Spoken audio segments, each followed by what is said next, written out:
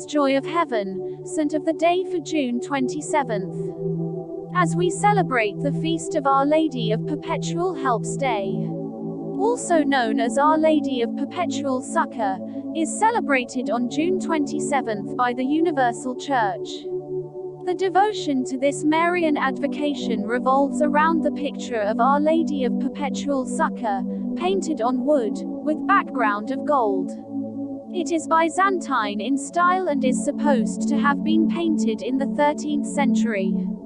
It represents the Mother of God holding the divine child while the Archangels Michael and Gabriel presenting him the instruments of his passion.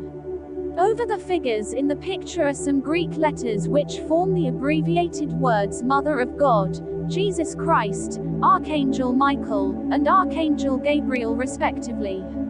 The icon was brought to Rome towards the end of the 15th century by a pious merchant, who, dying there, ordered by his will that the picture should be exposed in a church for public veneration. It was exposed in the church of San Matteo in the famous Roman street of Via Mariana, which connects the basilicas of St. Mary Major and St. John Lateran. Crowds flocked to this church, and for nearly 300 years many graces were obtained through the intercession of the Blessed Virgin. The picture was then popularly called the Madonna di San Matteo. The church was served for a time by the hermits of St. Augustine. These Augustinians were still in charge when the French invaded Rome, 1812, and destroyed the church. The picture disappeared. It remained hidden and neglected for over 40 years, but a series of providential circumstances between 1863 and 1865 led to its rediscovery in an oratory of the Augustinian Fathers at Santa Maria in Postula.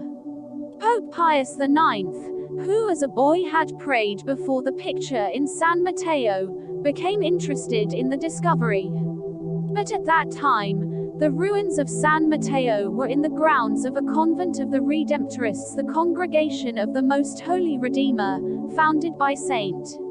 Alphonsus Liguori, 1696–1787. The Father General of the Redemptorists, Most Reverend Nicholas Morin, decided to bring the whole matter to the attention of the Pope.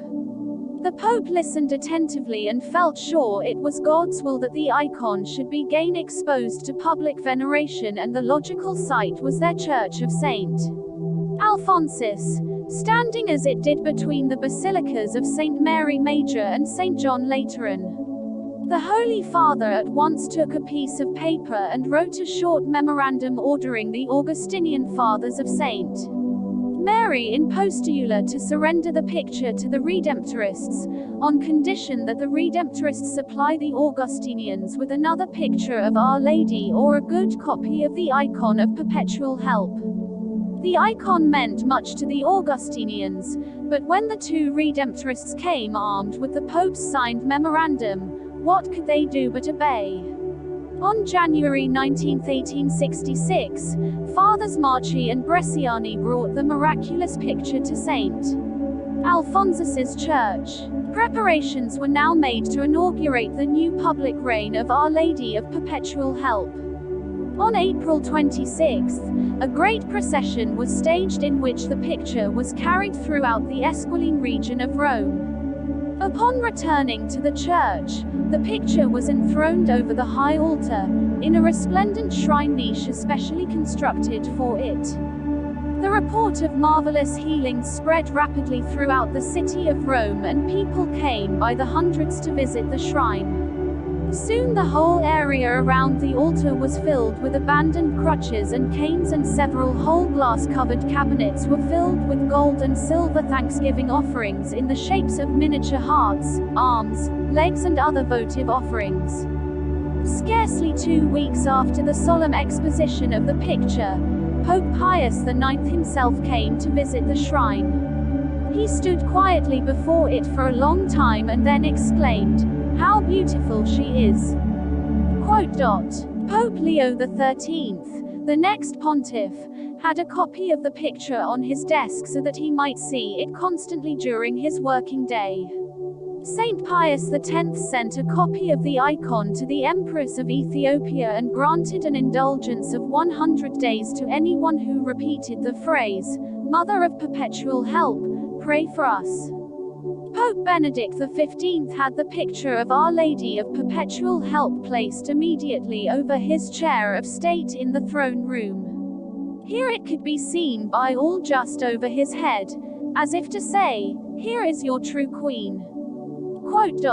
Pope Pius IX told the Redemptorists, in speaking to them of the treasure he had committed to their care, "Make her known." It seems as though they hardly needed the exhortation. In the United States, they built the first Our Lady of Perpetual Help church in the Roxbury section of Boston, and it was eventually raised to the honor of a papal basilica by Pope Pius XII.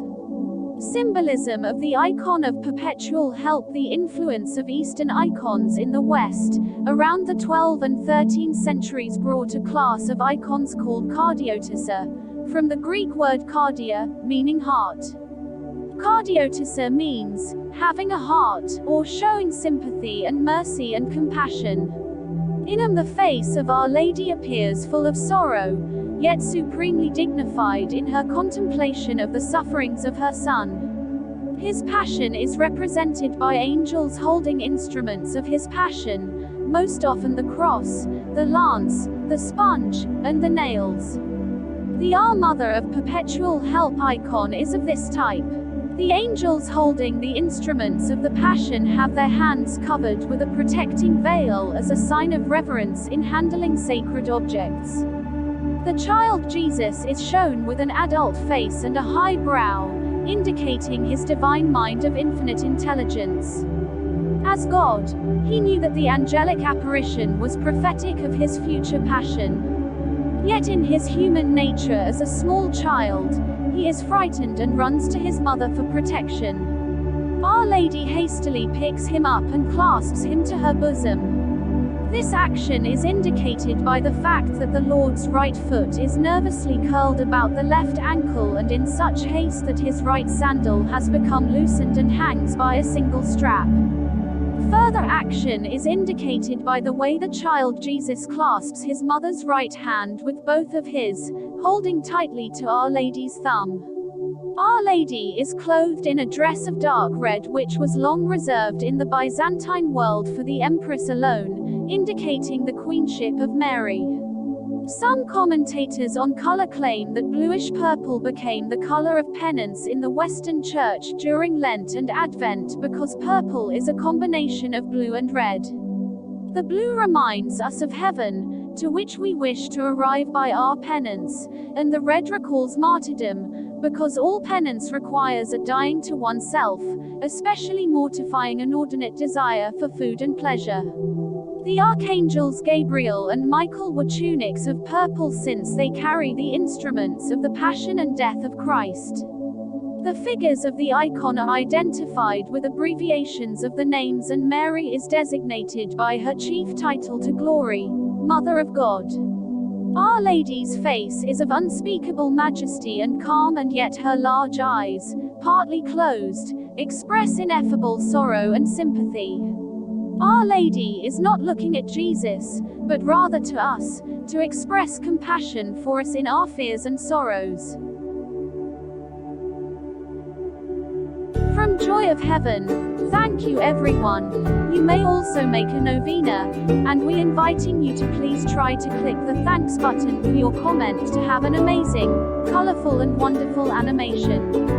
God bless us all. Thank you.